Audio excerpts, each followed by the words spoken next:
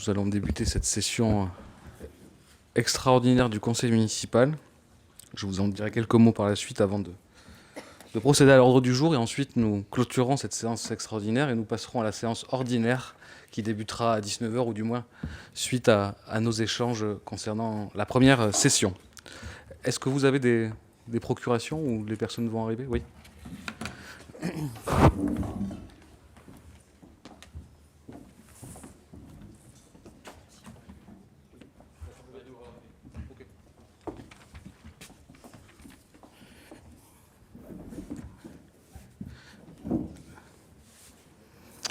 Alors, Monsieur Pierre Van den Bogaerde. Madame Castantono. Monsieur Marc Joly est absent et m'a donné procuration. Madame Martine Baconcabi. Monsieur Franck Lambert. Madame Maude Ribera. Monsieur Alexandre Denko. Monsieur Éric Le Serre a donné procuration à Madame Kittril Delbert. Madame Kittril Delbert. Monsieur Thomas Chardin. Ah, je vous en prie, allez-y. On commence, c'est juste l'ordre du jour, enfin l'appel, pardon. Monsieur Jérôme Birpent. Madame Stéphanie Castandé est absente, mais elle devrait nous rejoindre, je pense. Monsieur Gérard Bernard. Madame Sophie Diedrich. Monsieur André de Poumerac. Madame Brigitte Glise. Madame Isabelle Etcheverry. Monsieur Frédéric Daratz est présent, et Stéphanie est arrivée également. Madame Élise Cougoureux. Madame Léa R. Monsieur Lionel Camblan. Madame Sylvie Caillot. Madame Marie-Estride Aller. Monsieur Christophe Raillard. Madame Karine Quinault a donné procuration à Monsieur Raillard. Et Monsieur Jacques Verdier. Je vous fais passer la fiche de présence. Et je vous demanderai de la signer. Exceptionnellement, il y aura une deuxième fiche de présence qui sera distribuée pour la séance suivante, donc qui suivra ce conseil municipal. Donc je vous propose de passer à l'ordre du jour de cette séance extraordinaire qui est composée d'un seul point. Alors pourquoi extraordinaire? Puisque nous avons une décision modificative du budget à prendre. Décision modificative qui a été abordée en commission finance la semaine dernière, lundi dernier. Pour autant, nous pensions avoir un peu plus de temps pour pouvoir la prendre, puisque nous avons un autre conseil municipal qui était prévu en fin d'année, sauf que les services de la DGFiP sont revenus vers nous pour nous faire état que celle-ci devait être prise rapidement, ce pourquoi nous vous avons adressé cette convocation exceptionnelle, donc un quart d'heure plus tôt, et je m'en excuse, et ce pour pouvoir délibérer sur cette DM et permettre au budget de s'exécuter correctement d'ici jusqu'à la fin de l'année. Voilà la raison de cette séance extraordinaire. On va pouvoir échanger sur ce point qui est cette DM et puis passer au vote par la suite. Par la suite, on entamera donc une séance ordinaire donc, qui débutera à l'issue de cette séance extraordinaire, vous l'aurez compris. Concernant la délibération, Pierre, je te laisse peut-être la parole pour pouvoir nous expliquer cette décision modificative du budget. Pardon. Tu peux y aller. Merci. Bonsoir à tous. Effectivement, cette décision modificative est nécessaire parce qu'on s'est rendu compte qu'on avait un besoin, donc une sous-budgétisation, donc à hauteur de 238 100 € sur le poste des dépenses à des charges à caractère général, donc en 0,11. Ces 238 000 € sont expliqués par deux facteurs. 155 000 € à peu près, qui sont des dépenses vraiment non prévues ou imprévues ou non prévues au budget, qui concernent notamment un désablement suite aux tempêtes au mois de mars dernier. Une somme est toujours prévue au budget, mais la tempête était nettement supérieure à ce qui est l'habitude, donc ça fait engendrer plus de frais. Il y a eu une casse du réseau pluvial dans le quartier Lipos, qui a été importante aussi, qui nous a causé 12 000 €. Le camion chargeur a eu une grosse avarie et donc on a dû faire réparer pour un total de 13 500 €. Ensuite, il y a le poste Écofinance. Écofinance nous a aidés ces dernières années à monter tout un dossier pour améliorer nos impôts directs, donc essentiellement les taxes foncières, en recensant et en travaillant avec l'administration fiscale pour redresser certaines anomalies, qui nous a permis de faire un gain de 90 000 euros par rapport aux années passées. Il était prévu dans leur contrat que la première année, leur rémunération, donc toute l'étude, ils n'ont pas été rémunérés, la première année, ils auraient 50% de ce gain, une fois. Donc ce ne sera jamais reconductible, alors que les 90 000 sont entrés dans la base des valeurs locatives dorénavant. Et c'est vrai que ça n'avait pas été budgété. Donc pour 45 000 euros.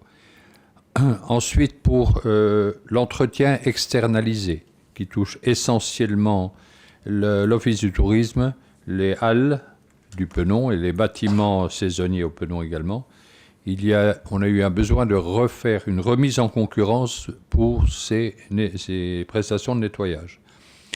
Les montants étaient nettement plus élevés que l'ancien, historique. On a pris une société qui s'appelle l'As de Carreau, qui était le moins disant des différents candidats, mais c'est quand même 11 000 euros de plus de ce qu'on avait budgété d'après l'ancien contrat. Ensuite, il y a les frais de portage de l'EPFL. Comme on en avait déjà parlé, cette année, on a récupéré en propriété propre, si vous voulez, 4 lots du forum qui avaient été portés pendant les 4 dernières années par l'EPFL. Lorsqu'on reprend en propriété pleine, l'EPFL fait également le portage des droits fonciers et d'autres charges notariales et autres. Nous avions prévu 25 000 euros au budget, mais la facture totale s'est avérée être 52 000 euros, qui était difficilement prévisible lorsque le budget avait été monté. Donc ça fait une différence de 27 000 euros. Ensuite, il y a eu la Poste a demandé à faire une enquête d'affranchissement. Ils avaient constaté qu'il y avait beaucoup de problèmes avec des changements de numérotage et certaines personnes ne recevaient plus leur courrier. Il y avait des bis, des 2 terres, des 2 quaterres et autres, etc. Donc il fallait remettre ça en ordre. Et donc le total de cette prestation s'est élevé à 13 000 euros. Puis 2 autres points, il y a eu la réparation de la chambre froide de la cuisine à l'école, qui n'avait pas été prévue non plus pour 5 000 euros. Et finalement, les honoraires liés à les recours judiciaires que nous avons faits dans le cadre de la RTE, du câble à haute tension, qui n'avait évidemment pas été prévu non plus à l'époque, pour un total de 15 890 euros. Donc, le total de tous ces postes que je vous ai cités font 155.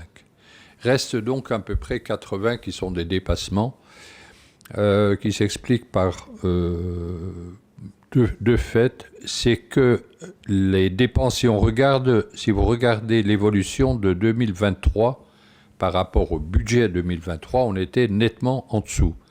Ce qui s'explique partiellement par le fait que, comme vous vous souvenez, au 4e trimestre de 2023, nous étions en période électorale, donc il y a eu un peu un attentisme de certains services, et que c'est vrai que sur le budget, on s'est un peu basé sur cette base plus basse, et ceci lié quand même avec une inflation qui a été supérieure qu'on aurait pu prévoir, fait qu'il y a un dépassement que j'ai cité de 238 100 euros au total.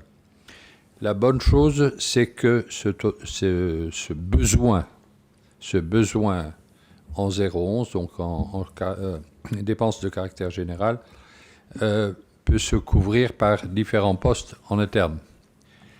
Le principal, c'est au salaire. On avait beaucoup discuté des salaires. Effectivement, on a pu faire une économie, donc en 0,12, à hauteur de 113 000 euros. Maintenant qu'on sait au centime près, je dirais ce qui sera payé pour la fin de l'année, ça fait 113 000 euros. Ensuite, certes, il y a eu pas mal des travaux, dont certains que j'ai nommés, qui étaient prévus en budget investissement, mais qui ont été faits en régie.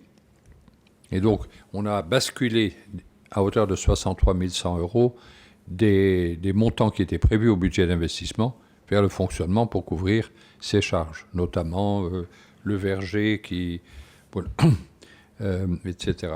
Qui a été aménagé dans le cadre du budget participatif. Absolument.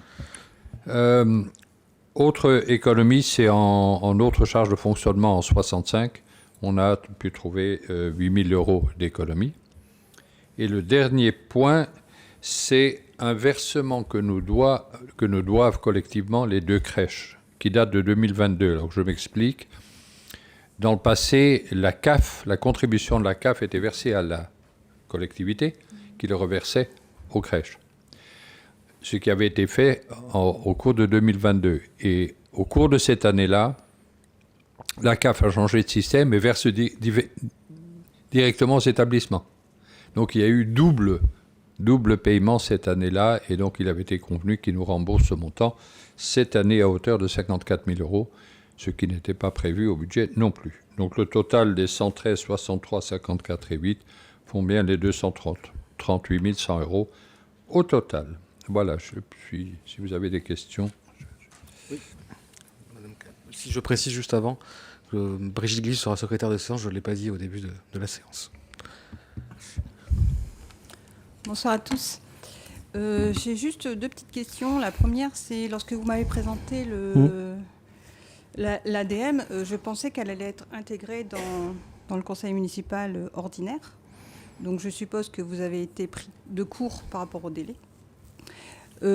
Ayant fait partie d'une administration avant, je sais que c'est toujours à peu près à la même date, hein, donc plus ou moins une semaine, c'est toujours mi-décembre. Si vous avez une DM, c'est vrai qu'il faut faire attention un petit peu au délai. Et le deuxième, c'est pourquoi vous savez que je suis une amoureuse des plaquettes budgétaires et je ne l'ai pas, donc j'ai été un petit peu déçue. Vous m'avez juste fait des copies écran et j'aurais bien aimé la voir, au moins pour information. Je m'excuse pour cette omission. Je vous assure qu'elle vous sera parvenue, qu'on vous la fera parvenir dans les tout meilleurs délais. Merci. Y a-t-il d'autres observations?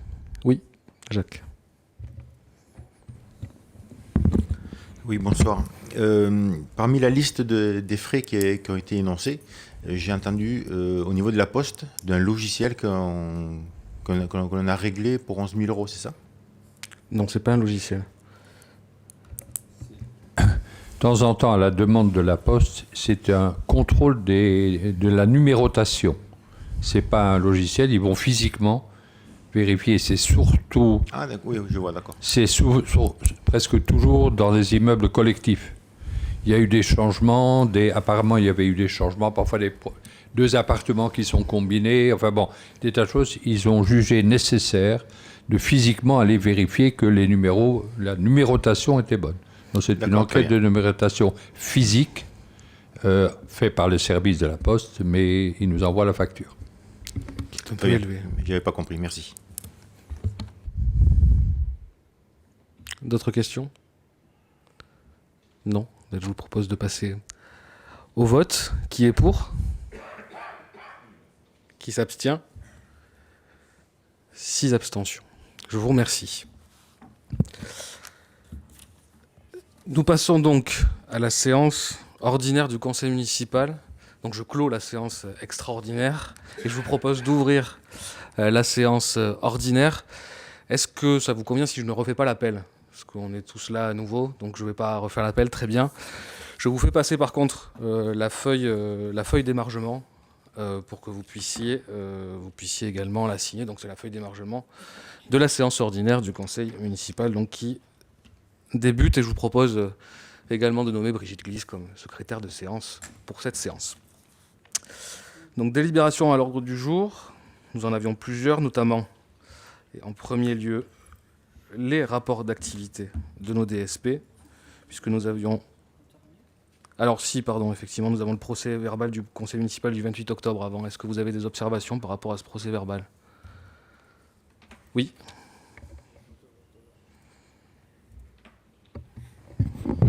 Oui, Je constate qu'il y a toujours des erreurs, que ce soit des fautes de frappe, des absences de mots, des mal dits, des verbatims qui n'apportent rien, puisqu'ils ne font que répéter des mots qui ne fonctionnent pas entre eux.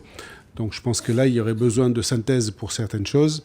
Et les verbatims ne sont obligatoires que vraiment quand il y a un désaccord. Mais sinon, ça me paraît un peu lourdingue positionné comme c'est positionné. Voilà. Donc je crois qu'il y a vraiment un vrai effort de relecture de ces documents qui est à faire. Merci. Très bien. Est-ce qu'il y a d'autres observations? Oui, Jacques. Oui, je voudrais revenir sur la délibération numéro 1, où il nous manquait indéniablement des chiffres de comparaison sur les différents achats et ventes, pour rappel pour les autres, achats et ventes au niveau du pont marchand. Tu devais nous les faire passer, on n'a toujours rien reçu. Si vous voulez, je pourrais vous faire passer les comparaisons. Alors, moi, je ne l'avais pas compris ainsi parce que lors des échanges, je vous avais dit notamment que vous pouvez... Les délibérations sont accessibles, donc les chiffres, vous les avez tous. Mais s'il vous faut un tableau, éventuellement, il n'y a pas de souci. On doit avoir un récapitulatif. Quelque part, il y a un récapitulatif du pont marchand automatiquement. On peut le produire, effectivement. D'accord, merci. Très bien. Je vous propose de passer au vote concernant ce procès verbal. Qui est pour? Qui s'abstient? Pour? Oui. Ok. Donc, unanimité, je vous remercie. Délibération. Bon, première délibération à l'ordre du jour, il s'agit du rapport de DSP concernant le camping Naturéo. Donc cette fois-ci, les rapports d'activité étaient bien joints aux délibérations, donc vous avez pu, j'espère, en prendre connaissance. Valérie, je te laisse la parole pour nous présenter ce rapport. Vas-y, je t'en prie. Bonsoir tout le monde. Donc, il s'agit du rapport d'activité de Naturéo géré par la société Gold Team.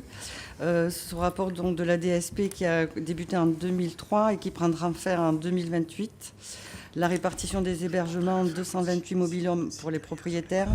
Tous les emplacements ne sont pas aménagés de façon à laisser plus d'espace entre les mobil-homes et donc de gagner sur des lots plus qualitatifs. 118 mobil-homes en propre, 20 cabanes bois, 24 cabanes Africa, 22 cabanes Bali et 6 tentes lodge. Sur 2023-2024, 625 000 euros d'investissement ont été faits, notamment pour la création d'un local à vélo, d'un site internet, des travaux dans les hébergements, de la remise en état et des achats de mobil-homes d'occasion afin de pouvoir loger les salariés, ainsi qu'un nouveau serveur informatique. La redevance annuelle pour 2023 qui sera versée à la collectivité est de 444 193,58 centimes. Le résultat net 2023 est de 218 000 euros. Sur l'année 2023, le camping a été ouvert 11 mois sur 12. Cette ouverture élargie sera confirmée sûrement pour 2024. Le recrutement d'une personne a été effectué pour développer l'activité des séminaires et des groupes, ainsi qu'une communication spécifique qui porte déjà ses fruits. Des séjours à thème sont aménagés et proposés tout au long de la saison. En 2024, un troisième levier de trafic sera mis à disposition pour poursuivre l'organisation d'événements, notamment les belles rencontres au sein du restaurant La Peña, qui a été repris en propre par le gestionnaire. L'ensemble de ces mesures concourt donc à une augmentation de près de 50% de la masse salariale. On peut noter que le gestionnaire continue son développement et son mécénat auprès des ONG, notamment la Water Family, Optimiste et Save la Mermet, afin d'éveiller les consciences des jeunes enfants de la commune en termes de solidarité et de démarches essentielles pour maintenir de la vie des générations futures sur notre belle planète. En 2024, la gamme des hébergements nature du camping sera développée avec une implantation de 19 tentes lodge supplémentaires. Voilà. Est-ce qu'il y a des questions? Oui. C'est plus une question par rapport au rapport. On est donc fin novembre, on a les rapports donc de 2023 et la question c'est pourquoi avoir autant tardé pour nous les présenter, puisque d'une part, comme vous le savez autant que nous, l'article 33 du décret de 2016 stipule que les délégataires doivent vous fournir les rapports au mois de juin. Et que d'autre part, le CGCT stipule que vous devez nous présenter en fait ces rapports au plus proche conseil municipal qui le suit. Pourquoi autant de délais à chaque fois? Alors, Il s'avère qu'on a reçu la plupart. L'objectif, c'était de pouvoir présenter tous les rapports en même temps, effectivement.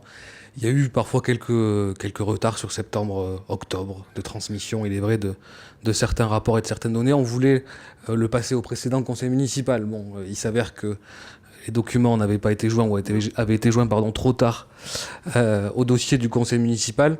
Voilà, ceci expliquant cela, on arrive effectivement aujourd'hui. L'objectif, c'est effectivement de ne pas les présenter tous les ans en novembre. Donc on veillera bien évidemment, et notamment dès l'année prochaine, à pouvoir les présenter plus tôt comme c'est le cas d'habitude. Bon, sur cette année, on a effectivement un petit peu de retard. Cependant, voilà, l'objectif, c'était quand même de pouvoir le porter à votre connaissance, puisque effectivement, c'est une exigence réglementaire, et puis dans le cadre des DSP par ailleurs aussi. Oui. Donc voilà, on veillera à mieux respecter le timing la prochaine fois. Oui. Et de vous transmettre aussi les éléments pour le bon conseil dans le dossier, effectivement, parce que c'était normalement prévu au précédent conseil municipal. Je vous remercie. S'il n'y a pas d'autres observations concernant ce rapport de DSP, je vous propose de passer au vote. Qui est pour ? Unanimité, je vous remercie. Rapport suivant, il s'agit du rapport de DSP concernant la gestion de la salle du Tube Les Bourdaines pour l'année 2023. Donc, il s'agit donc de la salle du Tube gérée par 2VB Productions. L'année 2023 a été un exercice particulier qui devait prendre fin début octobre, date de la fin du contrat. Comme vous vous en rappelez, on avait tous voté une année supplémentaire aux délégataires pour couvrir 12 mois d'exercice de mieux. Toutefois, les contraintes calendaires n'ont pas permis une programmation sur le dernier trimestre 2023. Contrairement à l'été 22, où la salle a été quasiment ouverte tous les jours, en juillet et août 2023, seules les grandes manifestations ont été maintenues. Durant les autres mois de l'année, la salle, en plus de la programmation artistique, a accueilli de nombreux événements privés qui ont géré une hausse du chiffre d'affaires, notamment autour des séminaires et des séminaires d'affaires. Parallèlement, la salle a poursuivi ses efforts en matière de consommation d'énergie afin de limiter le surcoût lié à la hausse du kilowattheure. Sur le compte d'exploitation, donc on peut lire un chiffre d'affaires réalisé de 643 326. À ce chiffre d'affaires viendra s'ajouter une subvention exceptionnelle dite de Covid de 23 863. En face, les charges sont de 637 056 €, ce qui fait un compte de résultat de 33 433 pour l'année 2023. On peut prendre connaissance aussi des travaux qui ont été faits au niveau du bâtiment, la rénovation de la peinture en électricité, en huisserie et les chenaux, et les vérifications triennales et techniques, la sécurité incendie bien évidemment, ainsi que des investissements pour les travaux d'équipement techniques avec des kits, des achats de platines et des licences informatiques. Et aussi un poste assez conséquent sur la location du matériel pour pouvoir mener à bien les manifestations. L'année 2024 sera la dernière année de DSP. L'entretien de la salle, des équipements et des matériels sera assuré jusqu'à la clôture de la DSP, mais aucun investissement n'est envisagé. Voilà, pour la DSP, le Tube. Y a-t-il des questions par rapport à l'exploitation de cette salle et ce rapport d'activité pour l'année 2023 ? Pour rappel, et c'est en termes de calendrier, nous devons aussi renouveler cette DSP. Nous avons, et je te laisse la parole après Christophe, nous avons le dossier qui est en cours. Nous avons eu 4 candidatures. Il y a une commission DSP qui est prévue ce vendredi. L'objectif étant de pouvoir délibérer probablement d'ici janvier pour retenir un nouveau délégataire. Oui Christophe, tu avais une question. Oui, on voit bien à la lecture du compte d'exploitation prévisionnel face au versus le réel, que le chiffre d'affaires qui a été prévu pour les concerts est amputé de pas loin de 680 000 €. Je comprends bien qu'il n'ait pas pu aller faire les mois de octobre, novembre, décembre, mais ça n'explique pas ces 600 et quelques mille €. Il y a une volonté, c'est pas possible, délibérée de ne pas faire certains concerts qui, je pense, ne devaient pas être rentables pour passer peut-être à des locations ou ce genre d'activité. Mais je suis surpris parce que là, c'est vraiment un non-respect de ce qui est prévu dans la DSP, parce que c'est avant tout une salle de concert. Ça reste un prévisionnel. Je pense que si on reprend toutes les années d'exploitation de la salle, alors bien évidemment les années Covid, ça sera d'autant plus exacerbé, mais si on prend toutes les années d'exploitation par rapport au prévisionnel qui avait été annoncé lors de la candidature de BB Productions, je pense qu'effectivement on est en deçà. Et il est vrai aussi que je pense que la salle a un petit peu réorienté son activité sur la location, sur l'événement d'entreprise notamment, pour essayer de trouver de nouveaux débouchés, de nouvelles recettes pour pouvoir équilibrer son compte de résultats et puis son exploitation. Donc oui, ce qui est sûr, c'est qu'ils ont en tout cas trouvé d'autres sources de financement et de recettes, hormis les concerts, qui restent somme toute l'activité principale de la salle. Dans le cadre du renouvellement de cette DSP, c'est bien évidemment quelque chose qui sera revu de près, sachant que dans le cadre du contrat, on a aussi quand même identifié la vocation événementielle et événement d'entreprise qui était peut-être moins prégnante dans la DSP initiale, pour pouvoir faire en sorte que cette salle puisse trouver son modèle économique, si je puis dire, alors à la fois orienté vers le concert parce que c'est sa vocation principale, mais aussi vers d'autres formes de recettes et, comme je l'ai dit, l'événement d'entreprise notamment, pour essayer d'avoir une exploitation qui soit équilibrée et si possible excédentaire pour que cette salle tout simplement puisse trouver preneur et poursuivre son exploitation. Oui, donc il faudra dans le futur et dans votre choix du futur délégataire faire en sorte que l'aspect concert, c'est-à-dire l'aspect vraiment qui est dirigé vers la population, soit respecté et non pas vers les entités privatives qui privatisent la salle. Voilà. C'est mon sentiment, qui n'est que mon sentiment. Et puis au-delà de ça, je pense qu'il y a aussi un travail à faire concernant la mise à disposition de la salle, notamment vis-à-vis des acteurs plus locaux qui n'ont pas forcément les moyens de se réserver une salle telle que celle-ci.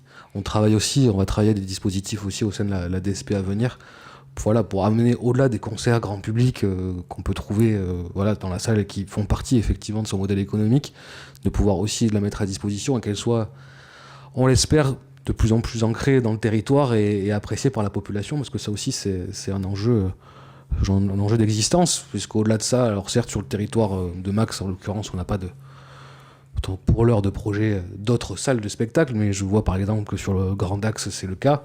Donc il va falloir aussi qu'on se défende et qu'on se batte probablement pour l'existence de cette salle, parce que peut-être que cette salle qui sera nouvellement créée un jour, le projet c'est un projet, aujourd'hui c'était pas encore, je crois pas que la première pierre ait été posée, mais forcément ça viendra aussi bouleverser un petit peu l'équilibre du territoire de ce point de vue-là, et il faudra que la salle puisse s'adapter et tirer son épingle du jeu en termes d'exploitation aussi. Donc on verra, c'est pas pour tout de suite cette salle à Dax, mais en tout cas je sais que c'est un projet qui avance a priori.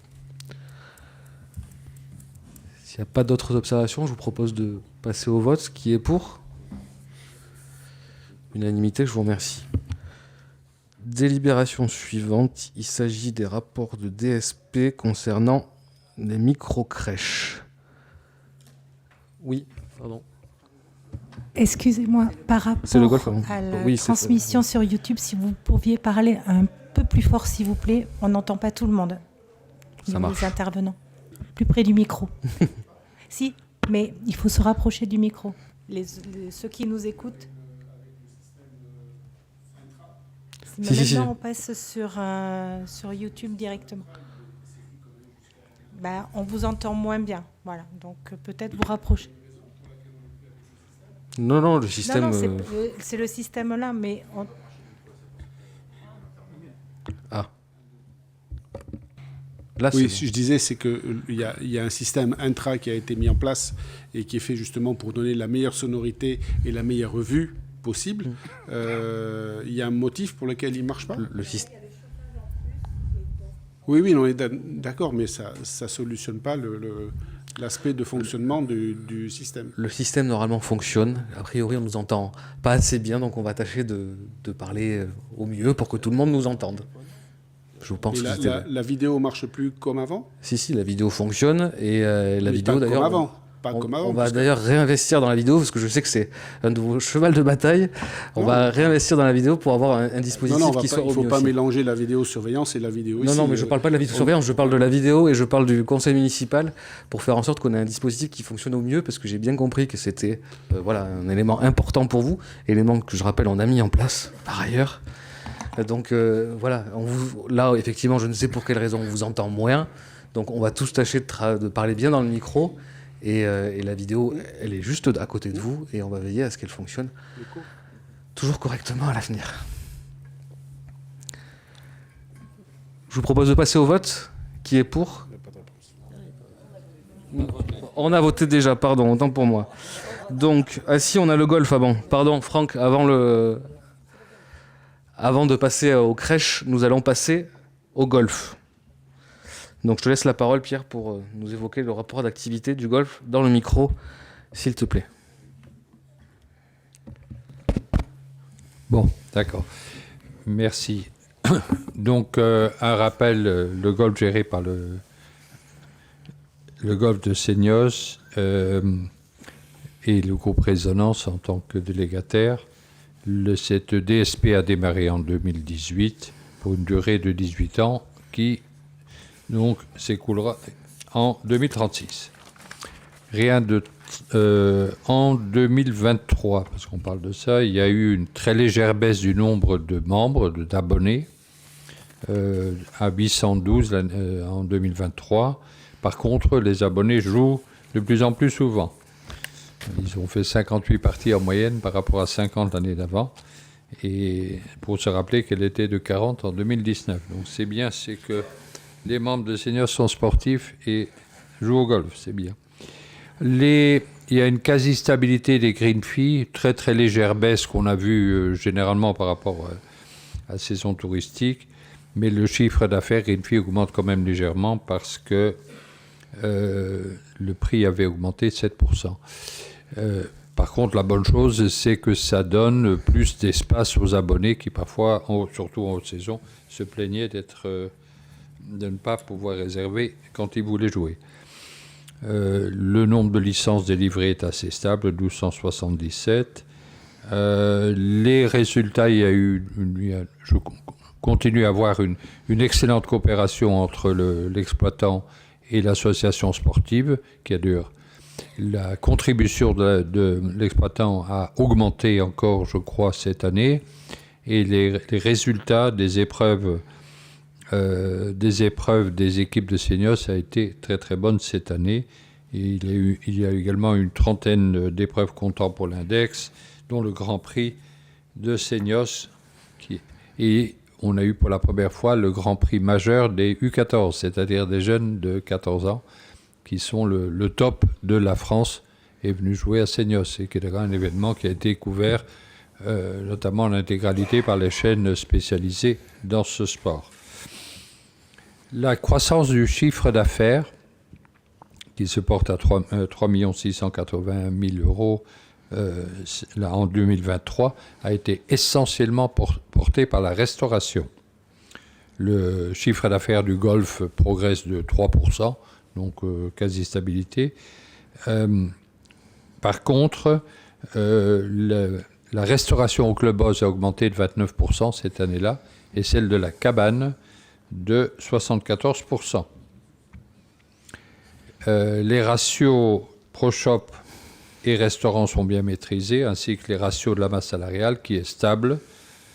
Mais bien sûr, il y a une augmentation des charges de personnel liées à la restauration, vu que ce sont essentiellement des charges variables. Les autres charges d'exploitation, notamment terrain, accueil, administration, sont stables par rapport à l'année passée, à l'année d'avant, 2022. Il y a une augmentation assez nette, donc de 26% de la dotation aux amortissements, du fait que c'est la première année où on a pris ce gros investissement dont vous parlez, qui était la réfection totale de l'arrosage du terrain. Le résultat net ressort à 19 000 euros, ce qui est 0,5% du chiffre d'affaires. Ce ratio est en légère diminution par rapport à 2022, pour deux raisons. C'est que la croissance portée par l'activité restauration est un peu moins génératrice de résultats que l'activité golf, et de deux, une augmentation quand même importante aux amortissements. Au cours de l'année 2023, 907 000 euros ont été investis, qui portent quand même le total des investissements depuis le début de la délégation bien au-delà des 3 millions d'euros, presque 4. Et la redevance versée à la commune a été de 202 709 € en part fixe et de 5 306 € en part variable. Voilà, pour un résumé de ce dossier. Y a-t-il des questions? Oui. Allez-y. Oui, Pardon. Je vous remercie. Tout d'abord, j'ai quelques questions avant quelques commentaires. Concernant la grille tarifaire, on a vu apparaître en 2024 une cotisation appelée collection qui permet de jouer dans tous les golfs de la chaîne. Concrètement, où va l'argent? Quel est le pourcentage reversé à la SAS du golfe de Seignos? Combien cela concerne de cotisants? Quel est le chiffre d'affaires? Je pose la question parce que je suis à peu près sûr qu'il y a à peu près 0 qui revient au golf. Donc c'est clairement une ligne de la grille tarifaire qui permet une évasion, entre guillemets, de chiffre d'affaires. Parlant de tarifs, j'aimerais savoir quand est-ce que les tarifs 2025 nous seront proposés également. À noter que ce type-là, je reviens sur la cotisation collection, hein, ce type de choses, dans le contrat initial, on l'avait interdit. Donc dans le nouveau contrat tel qu'il émane de l'avenant 2, je ne sais pas ce qu'il en est, puisque je n'ai pas pris la peine de tout lire, mais c'était clairement interdit initialement de mettre ce type de choses en place pour justement éviter les évasions de ce type. Il est écrit également dans le rapport que des discussions sont en cours. C'est dans les perspectives 2024. Nous avons entamé des discussions concernant des améliorations. Qu'en est-il de ces discussions? Je vous propose d'abord, et ensuite je ferai quelques commentaires, si vous pouvez répondre à ces questions. Oui. Concernant... Je te laisserai la parole, Pierre, si tu veux dire un mot après. Concernant la cotisation collection, effectivement, vous faites remonter cette information. Je l'avais très sincèrement pas à l'esprit, donc on va se retourner vers l'exploitant pour avoir les ratios en question. Et le cas échéant, si ce type de cotisation n'est pas permis par la DSP, même dans sa mouture nouvelle, on verra tout simplement à ce qu'elle n'existe plus. Concernant les tarifs de Villeneuve qui seront votés, on aura un conseil municipal le 16 décembre, ça me permet de vous le dire, et ils seront votés à ce moment-là. Concernant les discussions sur les améliorations, je pense que ce qui est évoqué notamment, c'est, vous le savez, vous devez vous en rappeler, dans la DSP initiale, il y avait la question d'un pitch and putt qui devait être aménagé, notamment à proximité du practice, et je crois que c'était sur une parcelle jouxtant le practice du golf. Il s'avère que cette opération en tant que telle aujourd'hui n'est pas réalisable, puisqu'il s'avère que cette parcelle d'une part n'appartient pas à la commune, ça c'est une première chose, et que d'autre part aujourd'hui elle n'est pas en termes de zonage d'urbanisme, elle ne fait pas partie du domaine du golf. Donc aujourd'hui, on a les discussions, si vous voulez, avec le délégataire concernant la réalisation de ce fameux pitch and putt qui était prévu donc, dans la DSP initiale, celle que vous avez négociée, mais qui, a priori, en des termes pratiques, n'est pas réalisable pour les raisons que je viens d'évoquer. Donc la question, c'est de savoir si oui ou non on réalise ce pitch and putt. Pour ceux qui ne connaîtraient pas, c'est un parcours plus ramassé. C'est entre le golf et le mini-golf, si je puis dire. Donc un parcours plus ramassé pour pouvoir aussi s'entraîner plus régulièrement.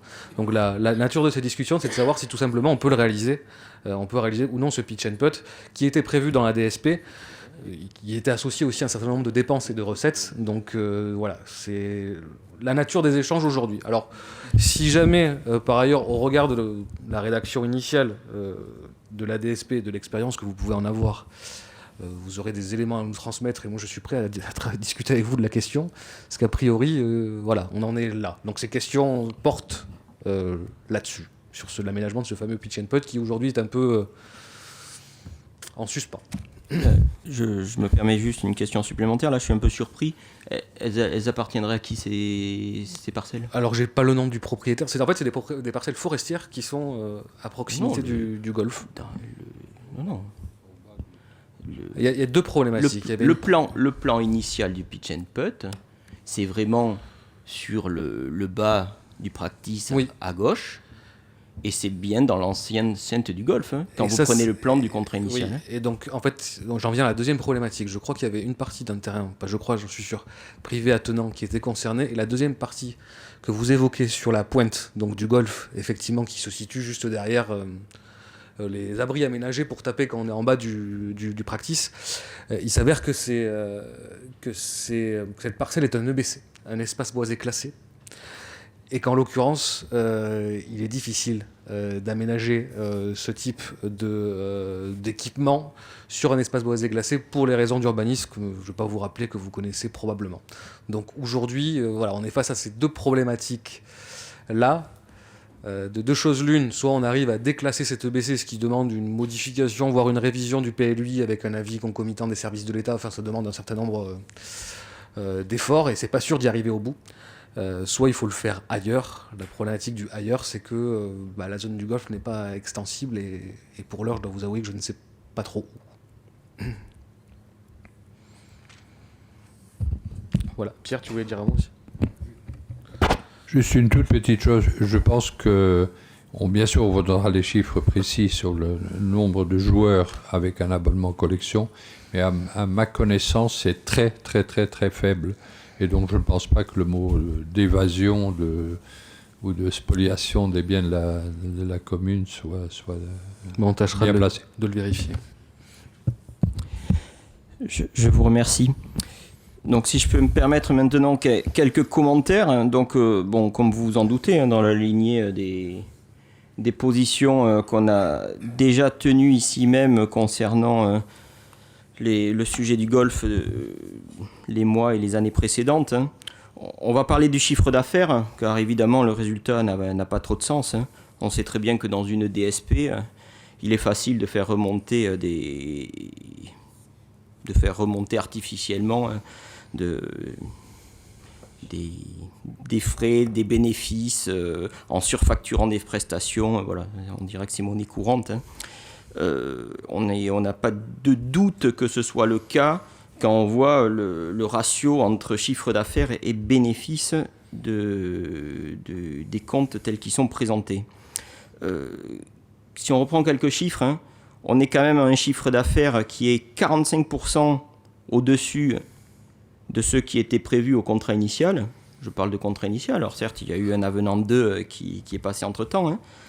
45% au-dessus du chiffre d'affaires. Hein. Concernant la redevance versée à la commune, on est à 0% au-dessus du contrat initial. Donc on est exactement dans ce qui était prévu.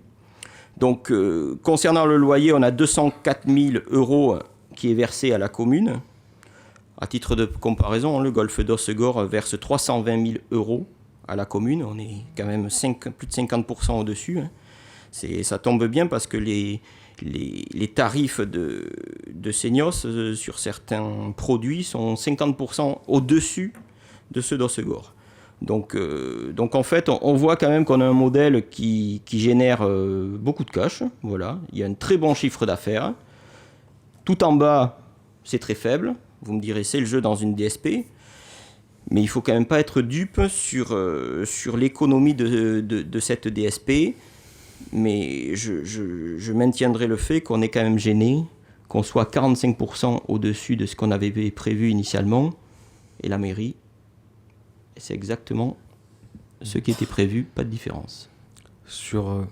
Là-dessus, alors sur les 45% au-dessus du prévisionnel, bon, j'ai envie de vous dire, vaut mieux ça que l'inverse. On l'a vu pour le tube. Pour autant, et si la rémunération communale ne suit pas, je suis d'accord avec vous. Sur le principe, j'aurais préféré effectivement que, par exemple, la rémunération communale puisse suivre ce chiffre d'affaires, ou en tout cas augmenter de façon concomitante, ou moins proche de cela. La réalité, c'est qu'au moment de la signature de cette DSB, il y avait une part fixe, somme toute assez importante, et une part variable qui l'était moins. Donc effectivement, cette part fixe, au-delà des indices d'augmentation qui peuvent exister par ailleurs, elle reste somme toute assez stable, comme son nom l'indique.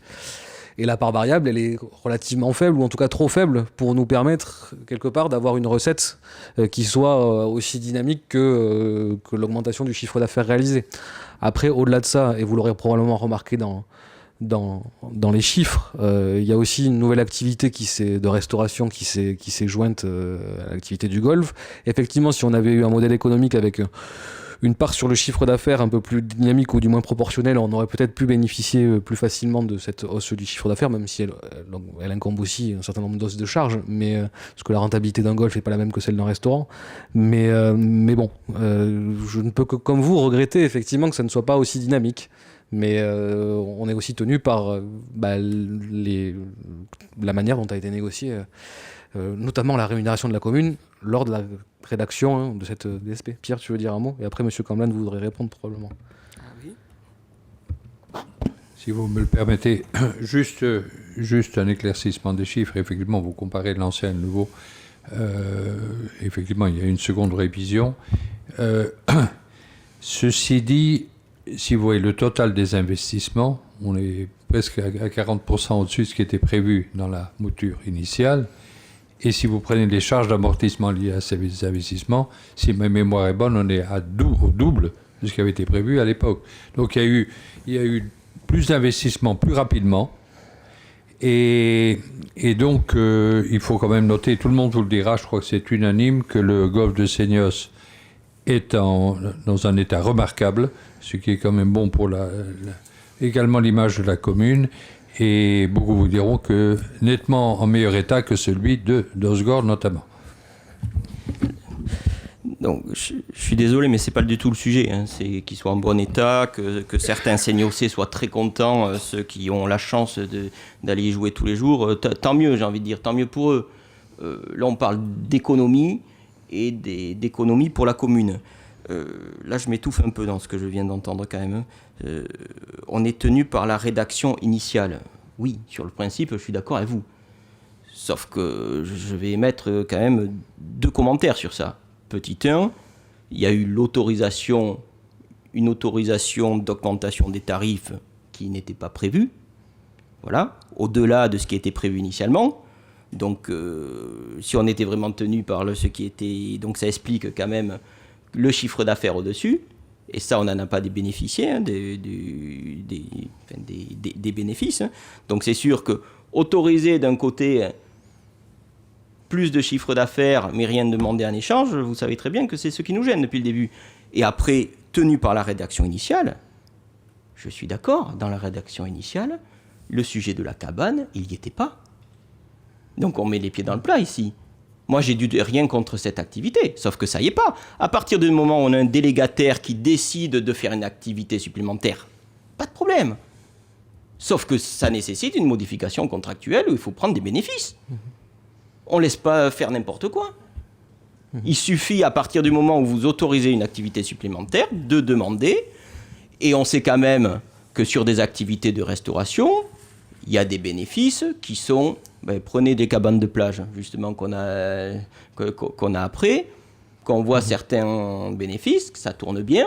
En plus, je sais très bien l'activité qui est faite sur la cabane du golf. Je ne doute pas qu'on soit sur des marges largement égales, voire supérieures à certaines cabanes de plage. Donc, on peut facilement imaginer le bénéfice.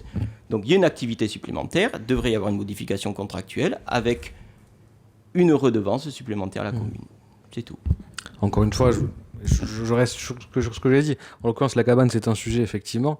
On aurait eu, encore une fois, une répartition, même ne serait-ce qu'initiale, parce qu'on a sur d'autres DSP, par rapport au chiffre d'affaires, on aurait de fait eu une recette un peu plus dynamique d'ores et déjà. Et puis, concernant le chiffre d'affaires du golf, et notamment la modification des tarifs que vous évoquez par rapport à l'activité golf stricto sensu, voilà, on voit bien que sur le chiffre du golf, chiffre d'affaires golf, on n'est pas non plus sur une évolution...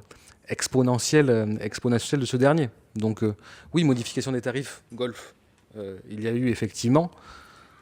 Pour autant, ça n'explique pas forcément un chiffre d'affaires qui augmente de façon très importante sur cette partie-là. Je vous propose de passer au vote concernant... Oui. Juste, on regrette que vous répondiez à côté, en fait, à chaque fois. Je ne réponds pas à côté. Si. Encore une fois, j'aurais adoré percevoir plus de recettes sur ce golf. Encore une fois, et je le redis, cette DSP, ce n'est pas moi qui l'ai négociée. Mais arrêtez de dire ça. Bah, À partir du moment où vous autorisez des tarifs supérieurs, vous seriez en droit de demander une modification du contrat pour avoir des Écoutez, revenus supérieurs on a même pour des- la commune. Mais c'est on a tout. même une tarification, enfin, vous le savez comme moi, qui est aussi indexée. On a une augmentation typiquement l'année dernière sur laquelle, ne serait-ce que par la rédaction de la DSP, on n'a pas notre mot à dire parce qu'elle est en dessous de l'indice Intel qui sort chaque année. D'ailleurs, c'est pour ça qu'on validera les tarifs un peu plus tard cette année. C'est parce que l'indice en question, on a mis du temps à l'obtenir justement parce qu'il n'était pas sorti. Donc ce que je veux dire par là, c'est que de fait, la DSP prévoit des augmentations tarifaires sur lesquelles la commune n'a pas forcément de prise.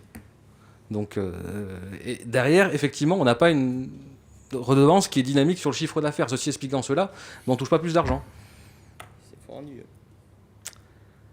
Je vous propose de passer au vote. Qui est pour? Qui s'abstient? Je vous remercie. Oui, donc M. Raillard ne prend pas part au vote. Et M. Chardin également. Rapport DSP microcrèche. Franck, je ne me trompe pas cette fois-ci, je crois. Bonsoir à ceux que je n'ai pas eu l'occasion de saluer en arrivant tout à l'heure. Donc je vais vous présenter les rapports de nos 2 microcrèches. Pour rappel, nous avons 2 microcrèches qui sont chacune en délégation de service public et il se trouve qu'elles sont toutes les 2 gérées par Enfance pour tous. Donc la première microcrèche, l'île aux Câlins, qui fonctionne de 8h à 19h, qui est dirigée par Linda Farch, qui est maintenant bien installée en tant que directrice sur cette microcrèche, comporte 4 emplois à temps plein sur site. Ils arrivent à un taux d'occupation en 2023 qui s'élève à 87,8% contre 84,2% en 2022, donc un taux d'occupation en hausse et qui est en lien avec l'objectif des 88% qui sont fixés par le contrat. Le taux de facturation, quant à lui, est de 105,6%, il était de 109% en 2022. L'île aux Câlins termine l'année 2023 avec un bénéfice de 5 623 €, malgré une augmentation fort conséquente du poste fluide lié à l'inflation. Voilà pour ce qui est de la microcrèche île aux Câlins. Pour les rayons de soleil maintenant, dirigé par Lucille Antoine, actuellement en congé maternité, remplacée par Madame Cécile de Oliveira, en attendant la reprise de Lucille. 4 emplois temps plein également sur site. Elle fonctionne de 7h30 à 18h30. Les rayons de soleil jouissent cette année d'un taux d'occupation, enfin en 2023, pardon, de 89,9% contre 87% en 2022. Donc en légère hausse, un peu supérieure à l'objectif de 87% qui est fixé par le contrat. Le taux de facturation est de 107%, il était de 105,6% en 2022. Alors contrairement à la microcrèche île aux Câlins, les rayons de soleil accusent un déficit de 6 773 €. Pour rappel, ce déficit était de 16 705 € en 2022 et le déficit qui est encore impacté en 2023 est dû notamment à des frais d'entretien et de réparation qui ont été mal anticipés. Voilà, je vous remercie et me tiens à votre disposition pour répondre à des questions éventuelles. Oui. Non. Oui. Oui, je vous remercie. Comme il est de notoriété publique, il y a quelques problèmes sur la microcrèche Rayon de Soleil, puisque certains parents même certains devaient mettre leurs enfants, ont finalement décidé de ne pas les y mettre. De toute façon, ça se voit dans les chiffres. On a quand même un taux d'absentéisme sur Rayon de Soleil à plus de 5%. Il est moitié moindre sur l'île aux Câlins. On a eu un gros turnover avec 3 démissions sur le Rayon de Soleil. Est-ce que vous avez mis en place un plan d'action pour faire en sorte que la gestion de cette micro-crèche rayon de soleil soit meilleure. Merci. Franck, ouais. Alors, je tente de donner un élément de réponse. Personnellement, je suis très surpris de cette remarque parce que je n'ai jamais entendu parler de problèmes sur les rayons de soleil. Il y en a eu à l'île aux Câlins. Il y a eu un réel turnover à l'île aux Câlins. Je pense qu'il y a une confusion là entre les deux sites.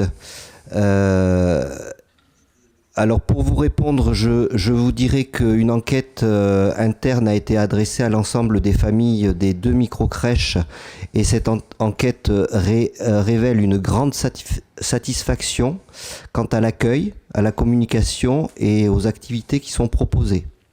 Donc voilà, je m'étonne un petit peu. Effectivement, il y a eu des problématiques à la microcrèche Île aux Câlins, mais qui se sont résorbées depuis l'arrivée de Linda Farch, voilà, qui a pris la direction il y a plus d'un an maintenant et qui a réussi à stabiliser ses équipes.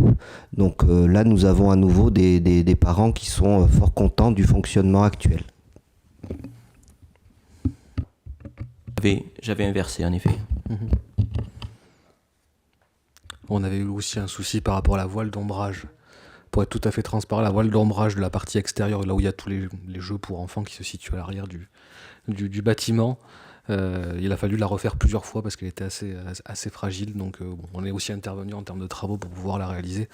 Ça faisait partie aussi des éléments qui nous avaient été remontés par les parents. Oui, Christophe. Oui, moi les éléments qui me sont remontés, surtout avec les salariés, et qui est un élément qui est récurrent sur à peu près toutes les crèches en France, qui ne change pas, c'est que ces gens-là sont payés au lance-pierre. Donc ça pose un vrai souci, même s'ils ont des résultats qui ne sont pas particulièrement positifs, mais on sait pertinemment, moi en tant que responsable d'entreprise, si je payais mes salariés au lance-pierre, je savais que je ne les garderais pas, je ne les pérennisais pas. Et inévitablement, ils partaient pour autre chose, pour découvrir d'autres activités. Donc je pense que ça, c'est le souci numéro 1. Je crois que tout le monde en est conscient. Je pense que les sociétés qui dirigent les sociétés à but lucratif, parce qu'elles sont à but lucratif, qui dirigent ces crèches, devraient être plus attentives au bien-être général de leurs salariés. Sur le principe, et s'il s'agit de faire un appel municipal ou communal pour une meilleure prise en compte de ces métiers, les métiers à la personne, soit pour les enfants ou d'ailleurs pour les personnes âgées de façon générale, je pense qu'effectivement on peut lancer cet appel collectif aujourd'hui. On a forcément des problèmes sur ces métiers-là de recrutement, de turnover, qui peuvent aussi être liés aux différents congés. Ça a été évoqué un congé maternité, mais qui est plutôt une bonne nouvelle, disons-le, mais qui impacte forcément le fonctionnement d'une structure. Donc oui, on est bien conscient au niveau communal de cette réalité nationale, du fait que ces emplois-là ne sont pas forcément très bien rémunérés. On y veillera dans le cadre du renouvellement par ailleurs de la DSP, même si les outils à notre disposition ne sont pas forcément extraordinaires, que serait-ce pour imposer en tout cas un revenu minimum pour ces agents-là. L'autre solution voudrait de municipaliser le service, et là forcément on aurait peut-être une marge de manœuvre plus importante en termes de salarial pour les agents, mais ça aurait un autre impact financier. Je pense que ça nécessiterait par ailleurs des débats à ce sujet au sein de ce conseil municipal. Oui.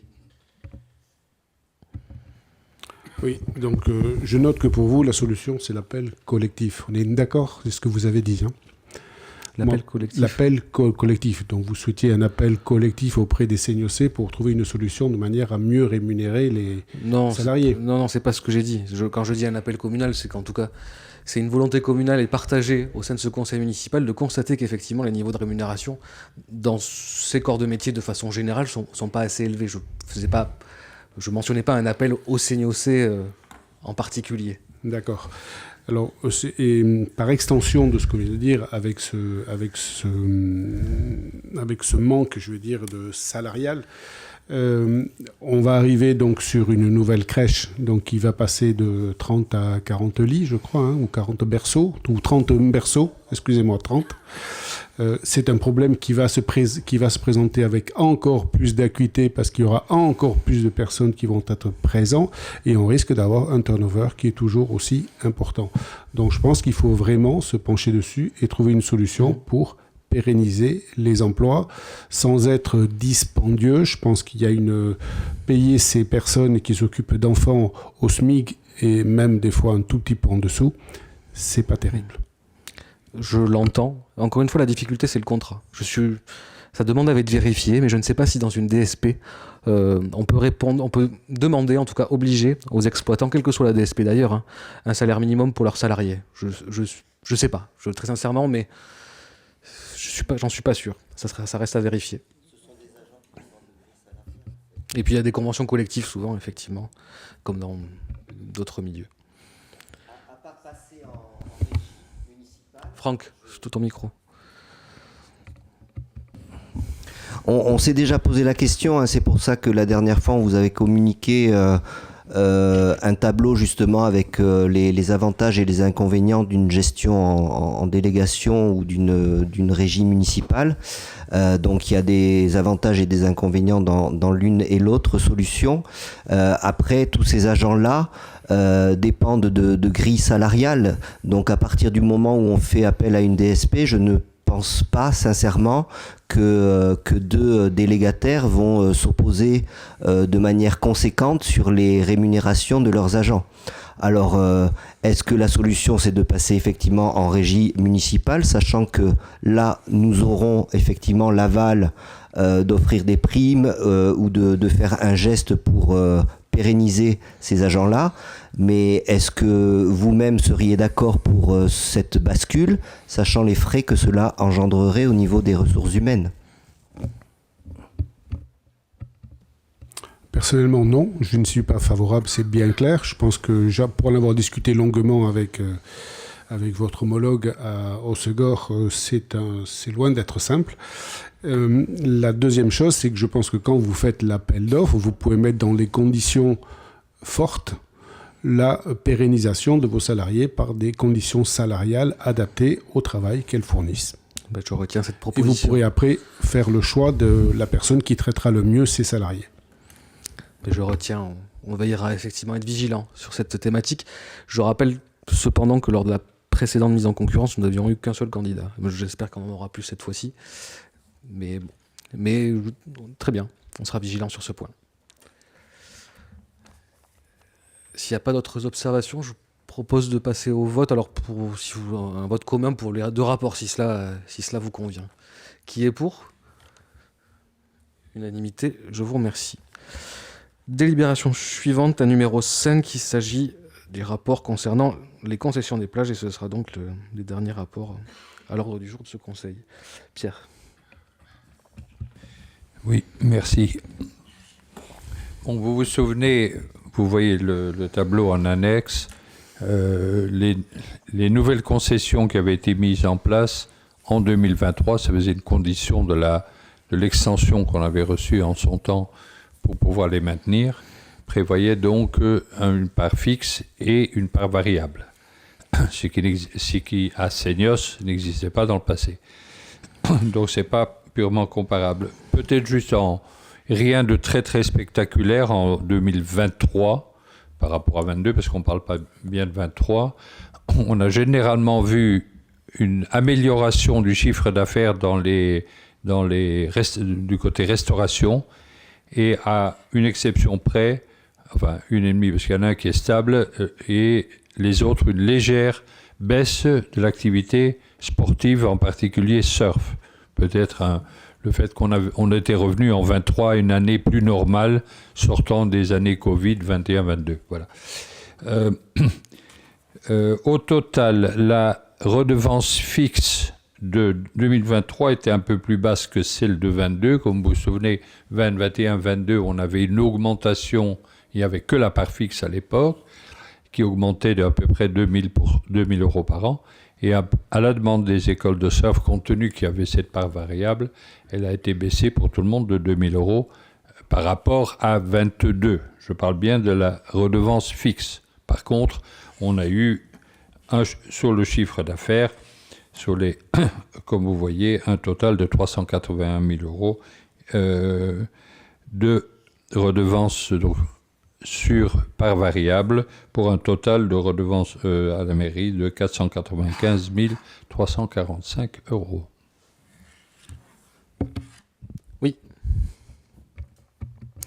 Oui. Donc en fait, au vu de la synthèse, on ne va pas prendre part au vote. Pourquoi ? Parce que, comme je l'ai déjà dit tout au début, il y a bien le CGCT qui stipule l'obligation de fournir un rapport. Et là, en fait, on ne les a pas, les rapports. On a juste un tableau de synthèse. Alors, est-ce que vous-même les avez vus ? Je suppose que oui. Je suppose qu'il y a certains qui vous ont fourni un rapport léger, qu'il y en a d'autres qui vous en ont fourni un bien complet. Mais je pense qu'il ne faut pas qu'ils oublient que ce sont des délégataires, qu'ils ont des obligations envers la commune dans le contrat, comme les autres, en fait, de fournir un rapport, ne serait-ce que la plaquette budgétaire. Voilà. Donc, c'est un peu gênant de prendre part à un vote où on n'a pas tous les éléments. D'autant plus que je peux même rajouter une chose, c'est qu'ils l'ont fait, ce rapport, à un moment donné, où tous les 3 ans, quand ils veulent faire partie de l'aventure, ils sont capables de le fournir. Donc, ils savent qu'en signant, ils doivent le fournir tous les ans. Monsieur Camblin, vous voulez rajouter quelque chose peut-être ? Oui. Hop là, pardon, merci. Oui, comme vient de le dire Sylvie, c'est l'article L1411-3 du CGCT. C'est dès la communication du rapport, son examen est mis à l'ordre du jour de la prochaine réunion de l'Assemblée délibérante. Donc c'est le rapport qui est mis à l'ordre du jour. C'est pas un tableau. D'autant plus qu'on va être franc et honnête. On prend ne serait-ce que la première ligne. C'est faux. Dans le sens où Natural Surf Lodge, là, c'est leur CA de l'ensemble de leur activité, c'est-à-dire leur lodge qu'ils ont sur Souston. Ça n'a rien à voir avec la DSP des plages. Donc, il faut bien scinder dans leur rapport. Connaissant un peu Natural Surf Lodge, je suis sûr que ça doit être bien explicité en plus dans leur rapport, parce que je ne doute pas qu'il y ait un document très complet. Je connais assez bien un certain nombre, je pense qu'il y a des documents, d'autres, je pense, c'est plus léger, comme ça a toujours été le cas, mais je pense que cette assemblée mériterait d'avoir les documents en main, et c'est pour ça qu'on aimerait que tout ça soit reporté ultérieurement, le vote. De toute façon, il n'y a pas de vote, puisqu'on n'a rien sur quoi voter. Il y aura un vote, parce que, en l'occurrence, je crois que l'article, effectivement, précise notamment qu'il s'agit d'avoir le détail des flux financiers. L'objectif de cette délibération, c'est de prendre acte effectivement de la présentation de ces chiffres. Alors, ce débat, c'est pas la première année qu'on l'a, parce que je pense qu'on l'a déjà eu les années précédentes. Chaque année, effectivement, hormis peut-être cette erreur que vous venez de mentionner, et auquel cas, il faudrait effectivement qu'on la corrige et qu'on vous fasse passer le bon chiffre, mais chaque année, on a ce débat-là, chaque année, on le délibère, et jusqu'alors, en tout cas, le contrôle de légalité de la part de la préfecture nous a pas fait état d'une incomplétude, si je puis dire, du dossier. Donc c'est pour ça qu'effectivement on le fait ainsi depuis le début. Encore une fois, et puis on va regarder dans nos cartons, si on a des rapports un peu plus détaillés, moi j'ai pas de difficulté à vous les présenter, sauf qu'en l'occurrence ce tableau on le présente tous les ans ainsi, et qu'il n'a jamais été retoqué. Et tous les ans, d'ailleurs, vous en faites la remarque. Et ça, c'est votre droit le plus strict par ailleurs. On fait la remarque. Après, on peut faire un recours si vous voulez que ce soit vraiment retoqué. Ça le sera. Ben oui, mais c'est là où vous nous reprochez de mettre en avant le code à chaque fois. Sauf que le code parle de rapport. On voudrait juste être informé, avoir toutes les informations que vous avez. Donc, je ne vois pas pourquoi vous auriez plus d'informations que nous pour quelque chose de réglementaire. Je ne suis pas sûr qu'on ait beaucoup plus que les informations qu'on vous donne. Évidemment que si. Vous avez forcément la plaquette des comptables, c'est le minimum qu'ils ont tous envoyé.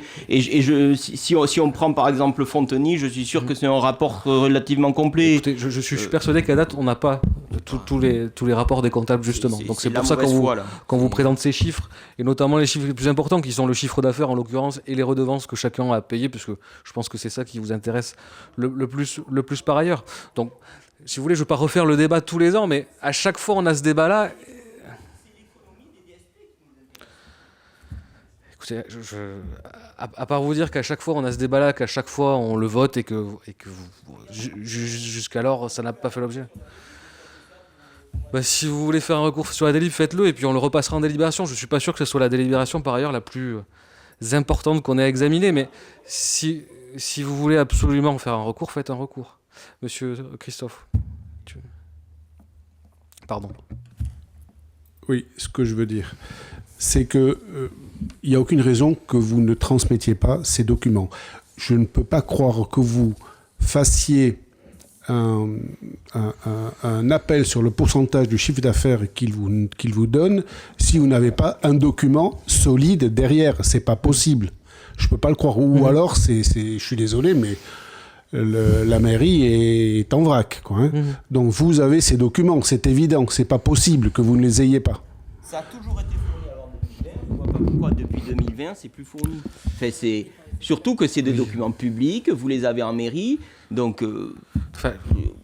Encore une fois, on a toujours fait ainsi. Et puis bon, je suis là aussi depuis 2015. J'ai pas l'impression que ce qui nous était présenté avant était sensiblement plus. Bah écoutez, je sais pas. Sophie, tu y étais aussi. J'ai pas souvenir. Je sais pas. Thomas, tu y étais aussi. J'ai pas souvenir. Donc voilà. Hein, en tout cas, depuis 2020, on s'est conformé à ce qui était d'usage dans la collectivité. On n'a pas changé les choses. Je sais que chaque année on a cette remarque. J'entends votre position, mais on va procéder à cette délibération. Je vous propose de passer au vote. Qui est pour ? Je vous remercie.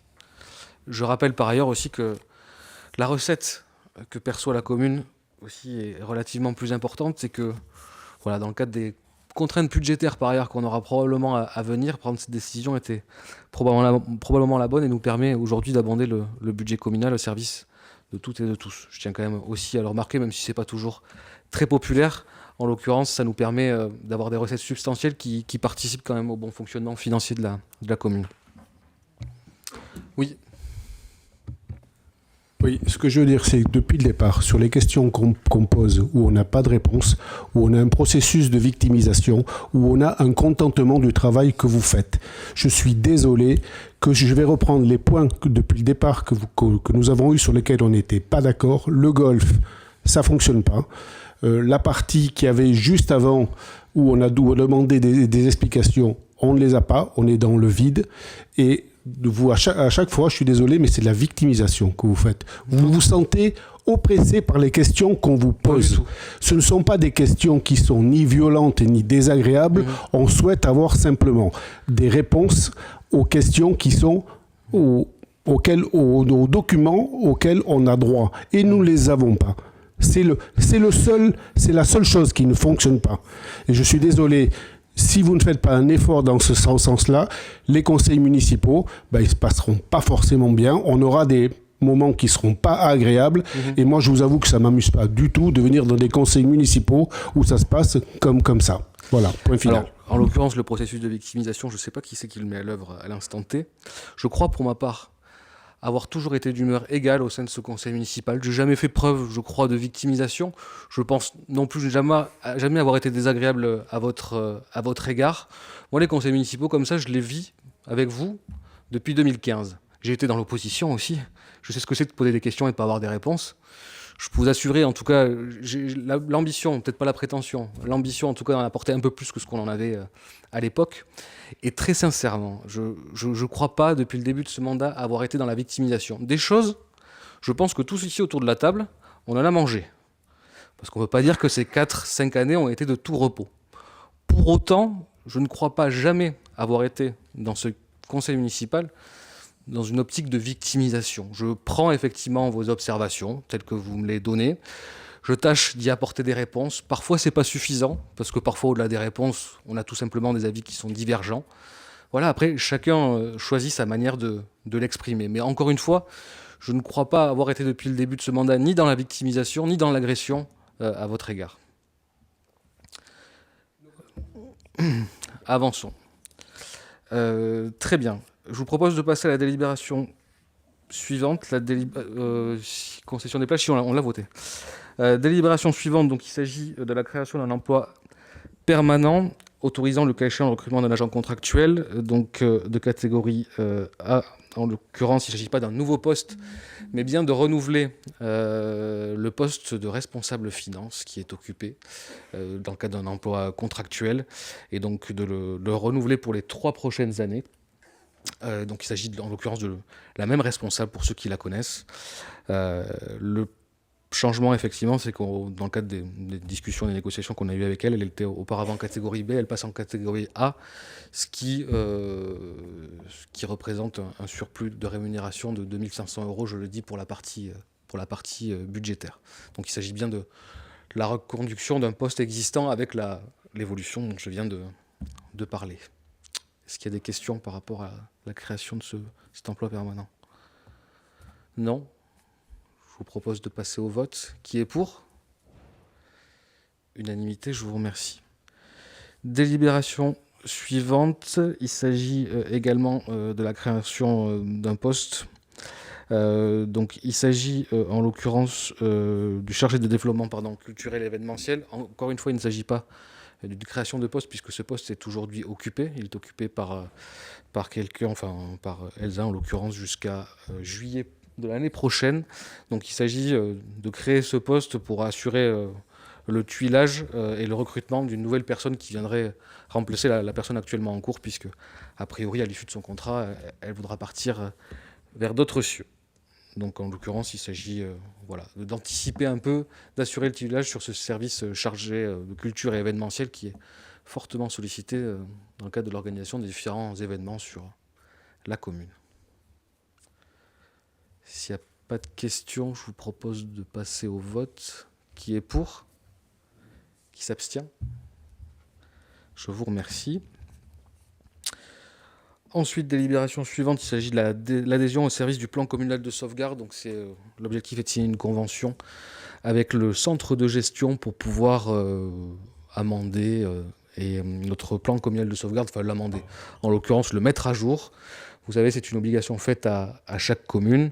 Ce plan communal de sauvegarde a pour objectif d'organiser notamment les services communaux en cas de tempête, d'événements climatiques ou du moins d'une ampleur suffisante pour mettre à mal une partie de la population. Il s'agit donc d'organiser les services, donc la réaction des services, et puis éventuellement les différentes mesures d'urgence nécessaires à la bonne prise en compte de cette problématique si elle devait survenir. C'est un sujet qui est d'actualité puisque notre pays a rencontré quelques difficultés d'un point de vue climatique ces dernières semaines, ces derniers mois. Je pense que ça n'ira pas en diminuant dans les années à venir. Donc l'objectif, c'est simplement de lancer cette mission, de signer cette convention pour mettre à jour notre plan communal de sauvegarde et être prêt en cas de difficulté, sachant que l'élu référent sera Jérôme Birpent, ici présent, qui est par ailleurs aussi conseiller délégué à la sécurité.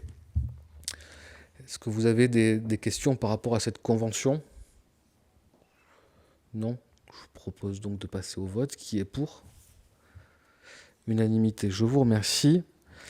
Délibération suivante, il s'agit de la certification, du renouvellement, donc d'une adhésion au système de certification forestière PEFC, qui nous est demandé notamment bien souvent comme garantie pour les différents acheteurs du bois communal, donc qui est exploité sur nos parcelles, qui fait donc l'objet d'un plan de gestion avec l'ONF.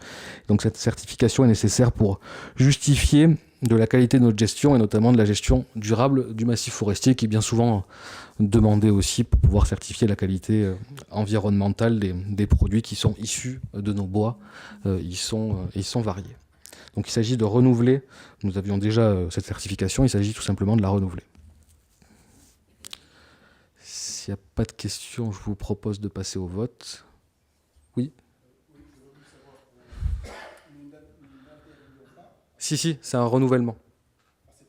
Oui. Bah, en fait, on adhère parce que l'adhésion prend fin et on réadhère, si vous voulez. Voilà. Oui. Bah, sinon, je ne le passerai pas. Hein, bon, même si je pense que c'est un sujet qui fait l'unanimité, mais bon, en l'occurrence... Bah, en l'occurrence, pas tous les renouvellements, tous les contrats, puisqu'il y a encore une fois des délégations qui sont faites au maire, et un certain nombre de renouvellements sont pas peut pas nécessiter forcément de le passer en conseil municipal, même si sur tous les renouvellements, on va dire, substantiels, on le passe en conseil municipal parce que c'est toujours plus transparent. Enfin, là, en l'occurrence, c'est le cas de celui-ci. Mais non, sinon, il y a des délégations qui sont faites au maire qui m'autorisent à signer parfois des contrats sans forcément l'aval du conseil municipal, ou en tout cas avec son aval, mais qui a été réalisé lors de la délibération relative aux délégations faites au maire. On l'a déjà modifié il n'y a pas si longtemps que ça, il y a 2 ou 3 conseils municipaux de cela. C'est ça qui nous pose un souci, c'est la géométrie variable.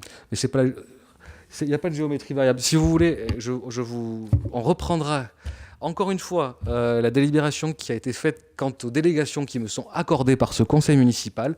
On l'a revotée. Alors je ne sais pas si tu étais là, Christophe. C'était le conseil municipal d'octobre ou septembre, je ne sais plus, puisqu'on l'avait modifié notamment dans le cadre des marchés. Celle-ci liste l'entièreté des délégations qui me sont faites. Elle est disponible dans la K-Box et s'il faut, on peut te la réadresser. Tu as le détail complet des délégations qui me sont faites. Et quand je n'ai pas de délégation, c'est que ce conseil municipal doit délibérer puisqu'il ne m'a pas donné de délégation pour signer à sa place ou en son nom. Je vous propose de passer au vote. Qui est pour ? Unanimité. Je vous remercie. Et la dernière délibération à l'ordre du jour, il s'agit d'une convention signée avec l'association L'Abri, qui, pour rappel, s'occupe notamment des chats abandonnés et de réguler la population de chats sur la commune. Il s'avère que l'on constate une recrudescence de la population féline sur la commune, sans propriétaire, bien évidemment, puisque quand le chat a un propriétaire, en l'occurrence on le lui rend.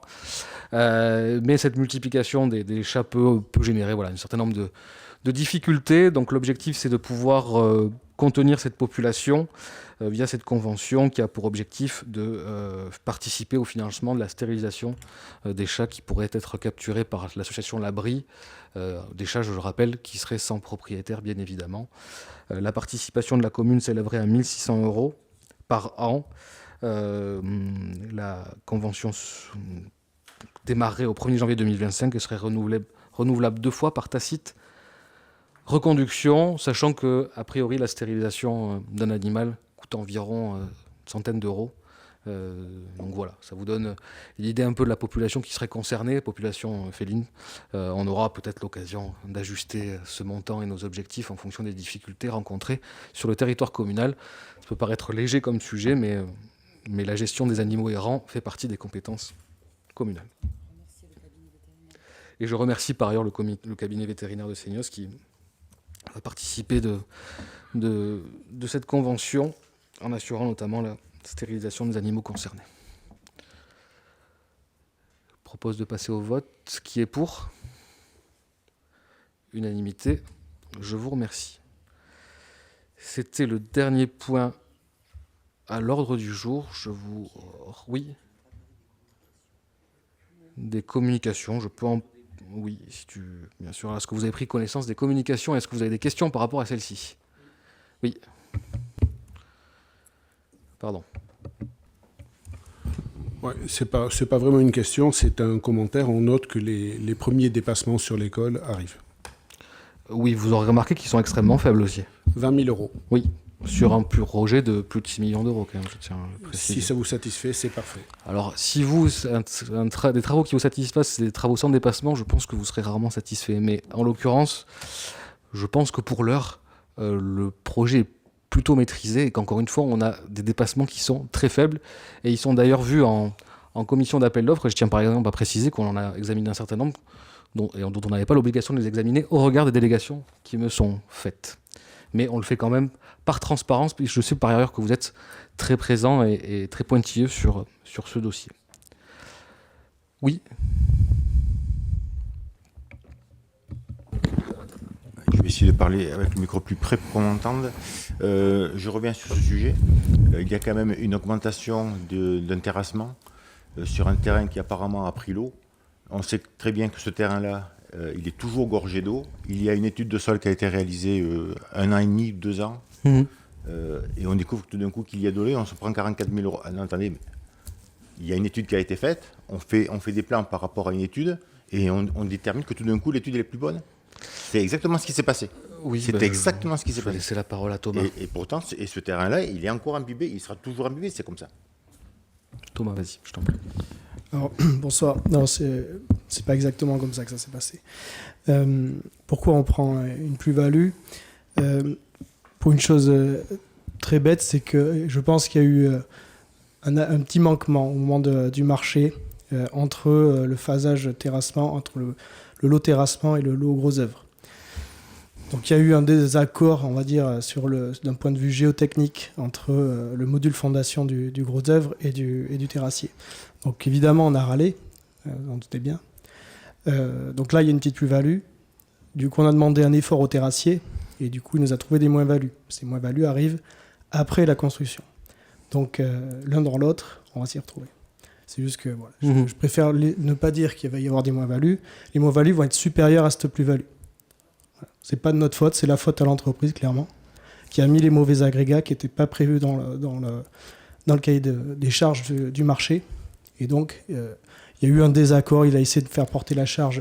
Le terrassier a essayé de faire porter la charge aux gros œuvres.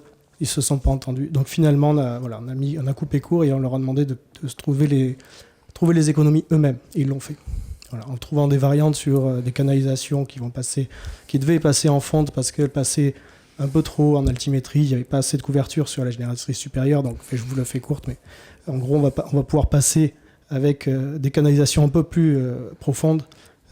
Et du coup, on va pouvoir passer en PVC et non pas en fonte comme c'était prévu initialement. Donc ça va faire un delta de 53 000 € à peu près. Oui, on en parlera à la fin. Ok. Donc, deuxième, 53. Oui, pardon, vas-y. Deuxième question. Il y a des travaux qui ont été réalisés juste à côté du stade qui ont un lien avec la construction de l'école. De quoi s'agit-il, s'il te plaît? C'est le pluvial. Oui, c'est la gestion des eaux pluviales donc de l'ANOU. En fait, ça sert à infiltrer les eaux pluviales de l'école. Il va y en avoir plusieurs autour de l'école. Ça sert juste à chercher de la surface. Ça évite d'avoir des casiers en profondeur puisque pour infiltrer les eaux, il faut être le plus haut possible. Il faut laisser une marge de manœuvre entre les plus hautes eaux d'hiver et forcément les fils d'eau des bassins.